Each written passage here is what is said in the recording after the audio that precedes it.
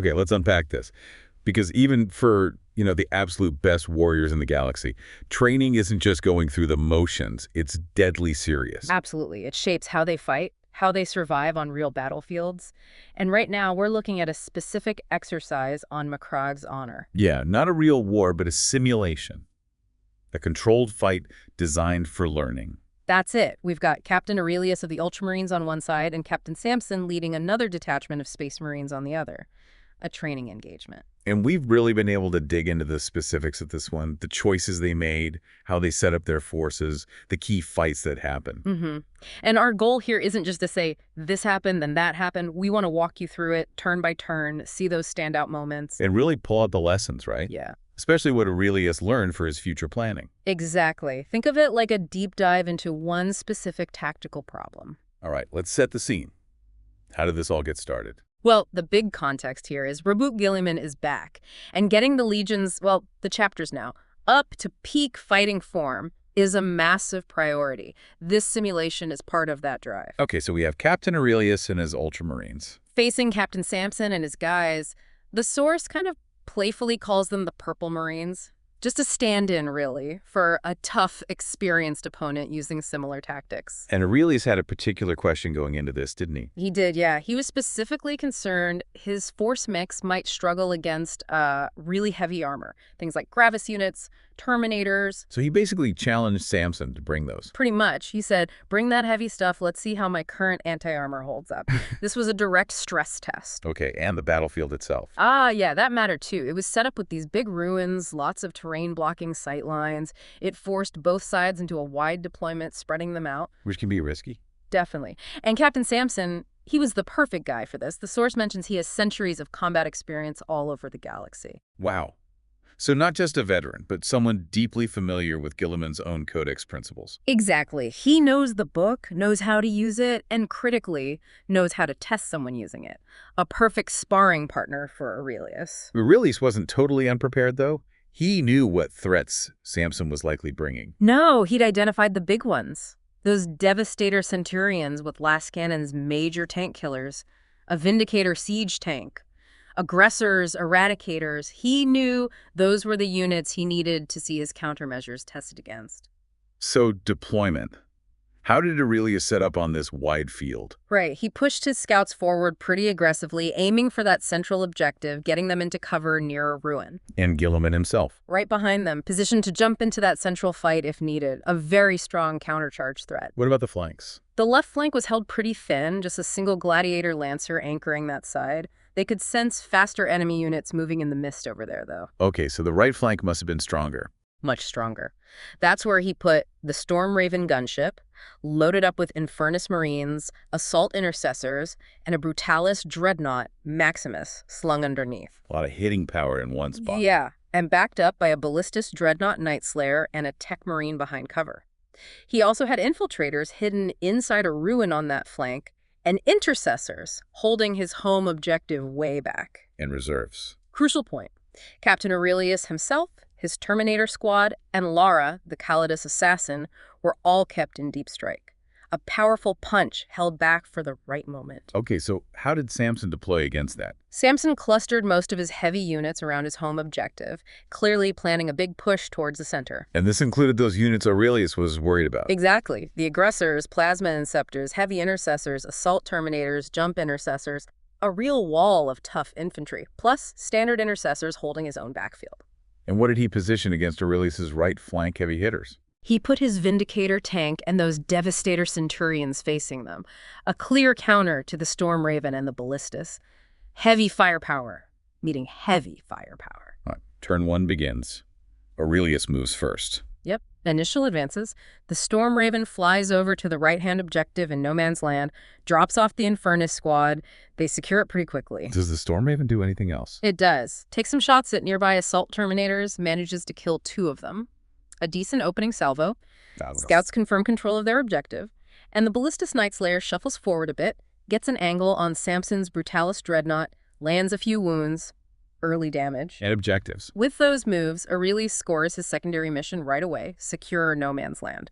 5 valuable victory points. Okay, Samson's turn 1. What's his response? Aggression. Pure aggression. He pushes nearly his entire force forward. A huge wave, mostly infantry. Ah, and he can charge after advancing. Yes, the gladiassault doctrine lets him do that this turn. It's a massive surge. And you can immediately see the problem for Aurelius, right? His anti-tank focus. Exactly. Units like the Lancer and Ballistus aren't ideally suited to chew through that many tough bodies coming at them all at once. It's the kind of pressure Aurelius was worried about.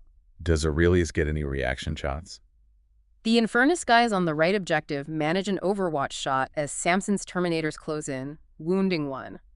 Small success there. But Samson's shooting phase must be brutal. It is. He focuses fire immediately. The Devastator Centurions and Hellblasters pour everything into that Ballistus Night Slayer on Aurelius's right.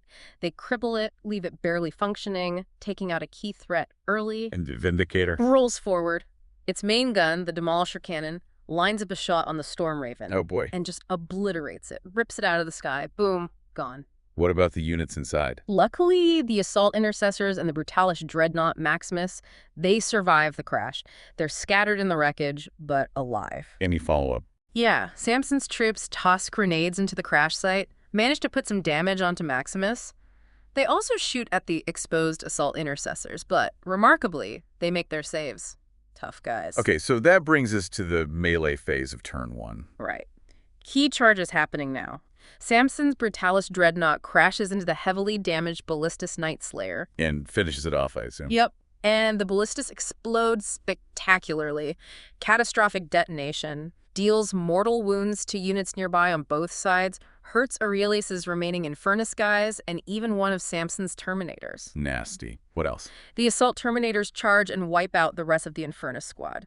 In the center, that big block of Gravis armor and other infantry slams into Aurelius's scouts. The scouts aren't going to last long against that. Not a chance. They're completely overwhelmed, destroyed, and crucially, Samson takes control of that central objective. Any other charges? Yes, on Aurelius's home objective, Samson's Assault Intercessors charge the defending Intercessors. Samson's guys hit hard, but the defenders actually fight back pretty well, killing a couple of the attackers. Okay, end of turn 1. That sounds like a rough turn for Aurelius. How's the score? It reflects Samson's strong push. Aurelius got his 5 VP for secure no man's land early. Samson scored 5 VP for area denial, pushing Aurelius back, and 2 VP for bring it down, killing the Ballistus. So that's 7 VP for Samson. So 7-5 in Samson's favor. Close, but he definitely seized the initiative. Absolutely. He showed Aurelius exactly the kind of pressure he was worried about. Right. Turn 2. Aurelius needs to respond. Does he bring in the reserves? He does. Now's the time. Captain Aurelius himself, with his Terminator squad, deep strikes right onto the left objective, immediately secures that flank point. Smart move. What about the assassin? Calidus assassin Lara arrives too. She deploys strategically near the home objective, a really important spot to counter any sneaky moves into Aurelius's backfield. Okay, what about Maximus, the Brutalis who survived the crash? Payback time. Maximus targets the Vindicator that shot down his ride, unleashes his multi-meltas. Total destruction, one volley. The Vindicator is just gone. A huge blowback against Samson. Nice. What about the infiltrators who are hiding? They pop out now, toss some grenades at Samson's Brutalis Dreadnought, chipping away more of its health. Every bit helps. Now, you mentioned Gilliman was positioned centrally. Right. And this is where things get, well, really interesting. Seeing the center objective swarming with Samson's heavy troops, Gilliman himself wades into the fight. Solo. The Primarch himself, fighting troops trained by his own book. Exactly. The irony is thick. But even against his own doctrines, Gilliman is, well, Gilliman. What does he do? He charges, uses his big power fist, the Hand of Dominion, combined with a tactical ability, a lance strat is what the source implies, and the impact is just devastating. He completely wipes out the entire unit of Eradicators. Wow. Takes out a major anti-tank threat just like that. Just like that. Meanwhile, over on the right, Maximus, after killing the Vindicator, charges into Samson's Intercessors on their home objective, taking a couple down. So Aurelius is hitting back hard. How does Samson respond in his turn? Samson keeps up the pressure. His Intercessors near Maximus chuck more grenades, damaging the Dreadnought further. It's looking shaky. And he makes a tactical move too, right? With the Inceptors. Yes. This is clever. His Inceptors use their jump packs to leap onto the roof of that ruin in Aurelius's backfield, threatening the home objective and the defenders there. Uh-oh.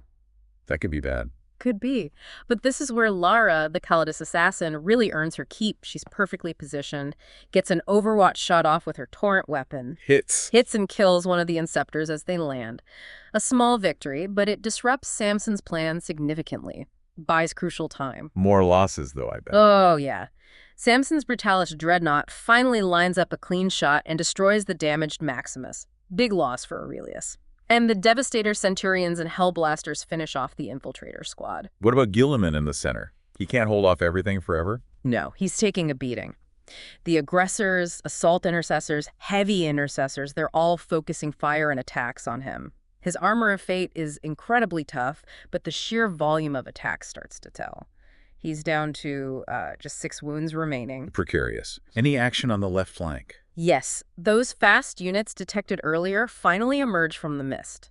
It's a chaplain on a bike leading Outriders. They charge Captain Aurelius's Terminators. How does that go? They swing hard with chainswords, but the Terminator armor just shrugs it off. No damage gets through. Okay, more charges. Yes, and another key moment for Lara. As Samson's units move, she uses heroic intervention to jump into the fight with the remaining 2 Inceptors near the home objective ruin. And she has that fight's first ability? She does. So she strikes before they can. Her phase sword flashes out, and both remaining Inceptors are down. Threat completely neutralized. Huge play. That's massive. What else is happening in melee? Samson's assault intercessors managed to get through the windows onto the home objective, fighting Aurelius's defenders there. On the left, some jump pack intercessors tie up the Gladiator Lancer, Stoic Spear, doing some damage. And Guilliman, down to 6 wounds. The aggressors in the center finally land the blows in combat. They deal the damage needed, and Guilliman falls. He's down. But only for a moment. The Armor of Fate kicks in. He stands right back up, heavily wounded but still in the fight. Incredible. But the right flank sounds like it's collapsing for Aurelius. It pretty much is.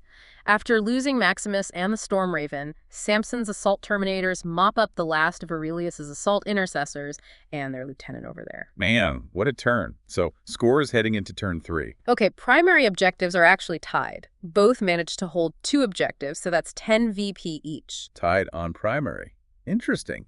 Secondaries. Aurelius scored 6 VP from things like defending his deployment zone and recovering assets. Samson scored 5 VP for secure no man's land again. But, crucially, Calidus Lara stopping those Inceptors meant he didn't score behind enemy lines. Ah, so that intervention was worth points too. Big time. So the total score is incredibly close. Aurelius has 21 VP, Samson has 22 VP. 1 point difference. Wow. Despite all those losses, it's still anyone's game going into turn 3. Exactly. Every single move now is critical. Okay, turn 3. Aurelius needs to make something happen. What's the play? On the left, the Gladiator Lancer, Stoic Spear, does a clever tactical fallback, actually moving forwards through the jump pack intercessors, engaging it, thanks to its doctrine ability. Then it turns and shoots them. Nice repositioning. What about Guilliman? Back up, but wounded. And free from combat now, he immediately raises his Hand of Dominion's bolter component and guns down 3 of Samson's assault terminators in the center. Still dangerous. Other fights resolving. Yep. On the left, Aurelius's Terminators finish off that bike chaplain they were fighting. On the home objective, the surviving Ultramarines intercessors keep fighting hard against Samson's assault intercessors, taking down several more. How does that combat end? Samson's last assault intercessor manages to kill 2 more defenders before finally being brought down. A tough fight there. Okay, so Samson's remaining units must be focused on Guilliman now, right? He has to be the priority target. Absolutely. Everything left throws ordnance at him. Samson's Brutalis fires, fails to wound. Yep. The Hellblasters overcharge their plasma. Risky. Very. And it backfires. Not only do they fail to wound Guilliman, but 2 Hellblasters die to their guns exploding. Ouch.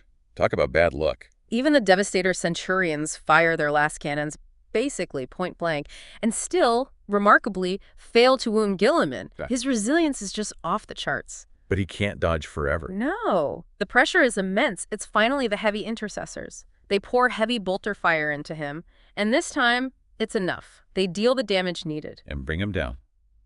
For good this time. For good this time.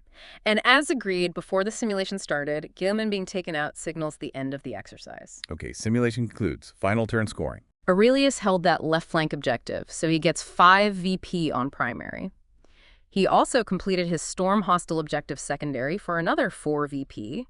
He couldn't contest the center, though. And Samson. Samson held the center and his home objective, scoring 10 VP on primary, but his units were so tied up in the fights, he didn't score any secondaries this turn. So the final tally. Adding it all up, Ultramarines finish on 30 VP, Samson's Marines finish on 32 VP. Wow, a 2-point victory for Samson. Incredibly close. Extremely close. And what's really interesting is the source says both captains and even ghillimen were actually quite happy with how it went. Happy, even though Aurelius technically lost. Yeah, because it wasn't about winning or losing the simulation. It was about the learning. It was a tough, close fight, good tactics on both sides. Units really got tested. So what were the big takeaways? What did Aurelius learn? This is the so what, right? Exactly.